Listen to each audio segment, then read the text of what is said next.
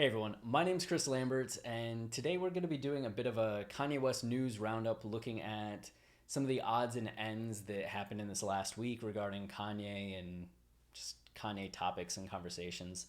The biggest one, which is a pretty big one, is the upcoming release of the Kanye West and David Letterman interview that was recorded way back in January. I believe Team Kanye Daily said January 14th, and we're just now finally getting to see it after months of just going, hey, when's that thing gonna come out? Can we have it now? So the fact that we're finally at this point, we're just a week away, is exciting. This is the first article that I've seen that is actually detailing what happened in the interview. So if you don't want any spoilers, I'm sorry that that little sub headline is up there.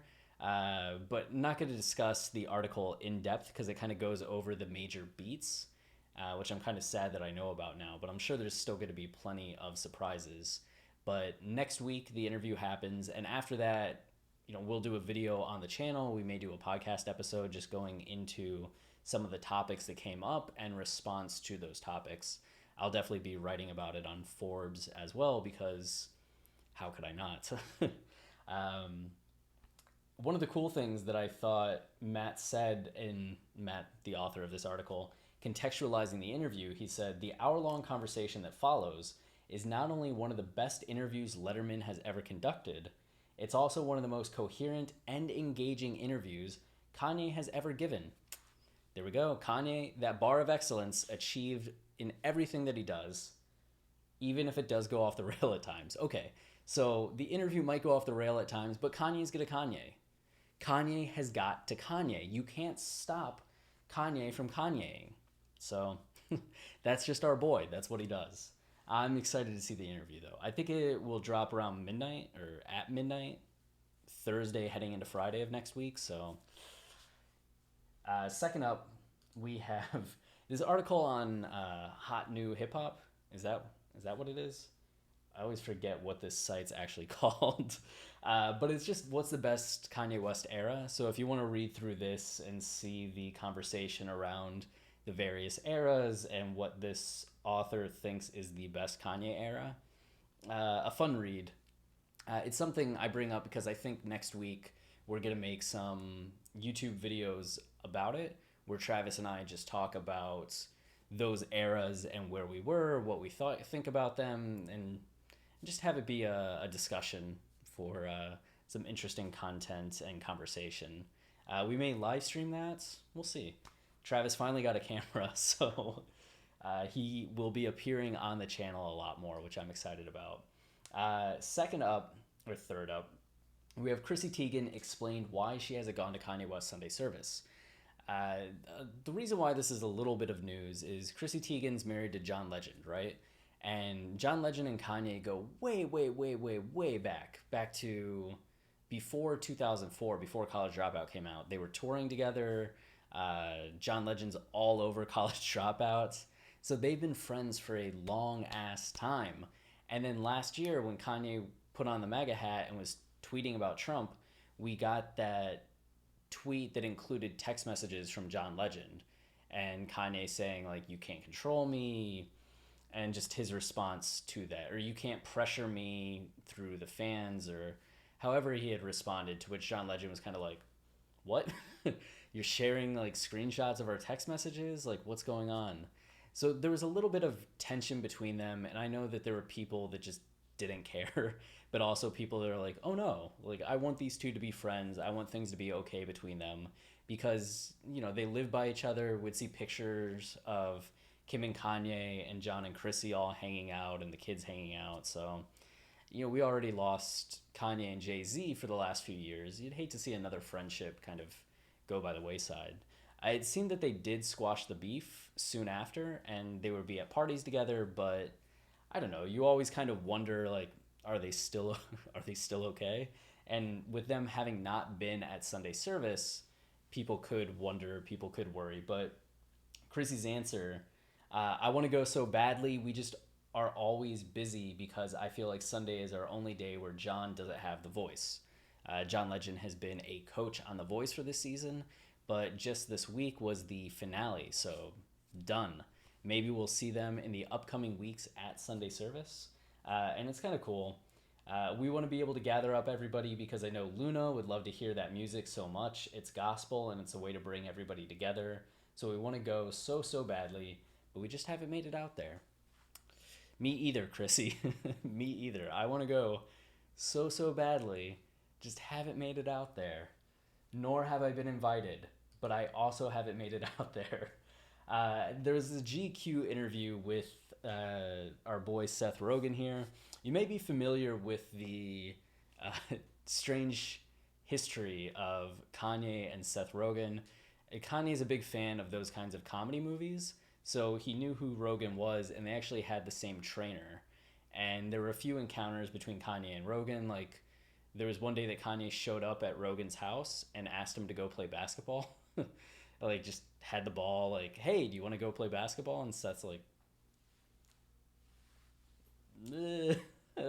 what do I do? And then the famous story where Seth and his wife were at a hotel, I think in New York City, and they ran into Kanye. And Kanye was like, hey, do you want to hear my new album? Which I think this was 2015, before The Life of Pablo had come out, but we didn't know it was going to be called The Life of Pablo yet.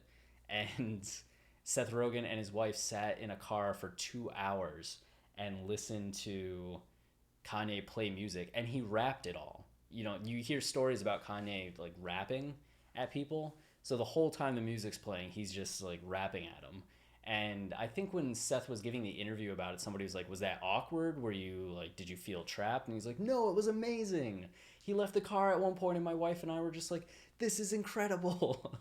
So it's kind of cool that just, I don't know, Rogan and Jonah Hill are both fans of Kanye and have these cool encounters with him. So in this interview, Kanye actually comes up. So here, he said, on the other hand, and this is in the context of other projects that he could be working on, right? And trying to branch out from just doing all the things that you typically do. So he said, it's a fine line because I do look at Kanye, for example. And I remember the truth is, at first, people were like, why are you making shoes, man? Just make music. And his shoes are great. People love them. He's made Adidas billions of dollars. He has. So there is something to be said for staying in your lane, but sometimes people do really great outside of their lane. Kanye kept going on about this theater experience he wanted to make. Oh, this is I forgot about this. This is a really cool tidbit. He wanted a movie to play on 8 screens. There's one in front of you, 2 above you, 2 on the side of you, and like below you. And I did have this thought like, dude, you have made some of the greatest rap albums of all time. And I'm sitting here like, why are you trying to design movie theaters? Just keep making these great fucking rap albums. But who am I to say that? You know, he made shoes that are cool. I like them. I wear them sometimes. So it's something that I look at with myself. How much do you expand? How much do you try new things? How much do you spread your wings, or how much do you stay in your lane? It's constant modulation. So that theater experience that he talks about is the one in which the Cruel Summer movie appeared at Cannes and got like a standing ovation, and none of us have ever gotten to fucking see it. But he had that crazy multi-screen experience going on, and you can see sketches of it.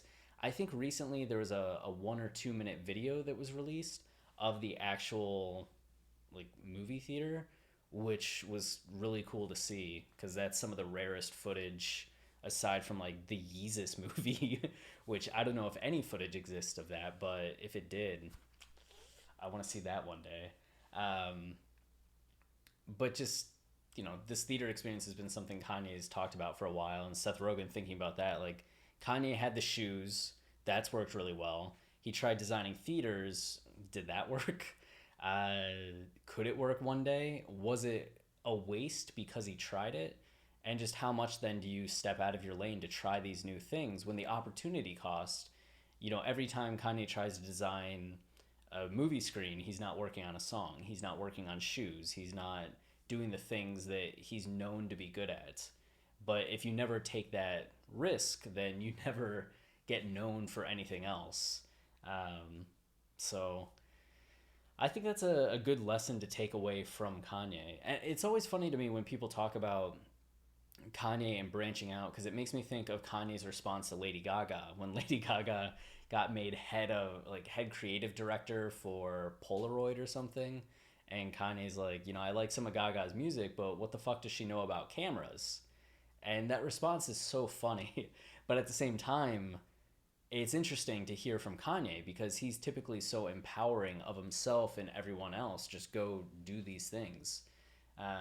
So I always wonder how he feels about that comment today. And just what Rogan's saying here is essentially that kind of thought process summed up. Do you stay in your own lane because people are going to say, like, what the fuck do you know about that? Or do you show off that you do know something about that? So, no real conclusion there. I just think it's something interesting that all of us can think about and think about how you respond to that personally with the things that you want to do, and also about how you treat other people when they tell you about the things that they want to do. Do you support them? Do you limit them? And when is the best time to support and when is the best time to limit? When's the worst time and when's the worst time? So, thoughts. This is a deep and insightful episode of whatever we call the YouTube channel. And then we have one last thing. It's Kim has been sharing never before seen photos from their wedding. So it's the 5-year anniversary. Man, it's only been 5 years. That's kind of wild. You can see some of these pictures here. Kanye looking real buff. And then Kanye's still looking buff. And this is just the area where he's getting changed. It's kind of amazing because this is such a fancy wedding, right? Like, it looked beautiful when you see all the photos from the ceremony. But this is just where he's getting changed, is just this rack under some grotto that's, I don't even know if this is what a grotto is, but under a wall. Wild. Mike Dean getting the tie put on, Scott Disick. And where's the other one? So this set's pretty good. So this is walking around, I think that's the reception table. Look at that view. Like, how insane of a view is that? Italy? They were in Italy, right? Oh my God. So you see, like, kind of the whole troupe walking through. Virgil Abloh there. This is my favorite photo of the bunch, I think, just because you can find it on Kim's channel. Maybe I can get it to zoom in more. That did not work. That did the opposite of what I wanted it to do. Just Virgil Abloh's face. He's the only one looking at the camera. Everyone else is just doing their own thing, and he's just like cheesing. And then just another candid of them all there. So, yeah. I think that does it for this roundup. If you have any content requests, historic topics, current topics, any of that, leave a comment and we'll try to get to them soon. Otherwise, I'll be back after the weekend. I'm actually out for a wedding out in Mammoth where it's just fucking snowing. So that's going to be exciting. But when I get back, we'll have some more videos. And I think I'm going to be writing a piece on Forbes looking at the narrative of Daytona and how the 313 structure that we talk about all the time with Ye and Kids See Ghosts actually can also apply to Daytona, which some people are going to say, you are insane for thinking that, and others are going to be like, wow. And that's the right response. So if you wanna support the channel, the easiest way is just liking, subscribing, commenting, any of those things, as it tells YouTube that this is content people are enjoying. So we appreciate that help. We also have the Yeezus Book that you can see back there on the shelf, available on Amazon. And in a few hours, we're dropping our first collection of shirts, mugs, phone cases. So there's going to be a video about that soon. Travis is editing together. That's going to be available on watchingthethrone.com. Just click the shop link and you can look pretty fly. Pretty fly. Yeah, that's it. Until next time, talk soon. Stay wavy.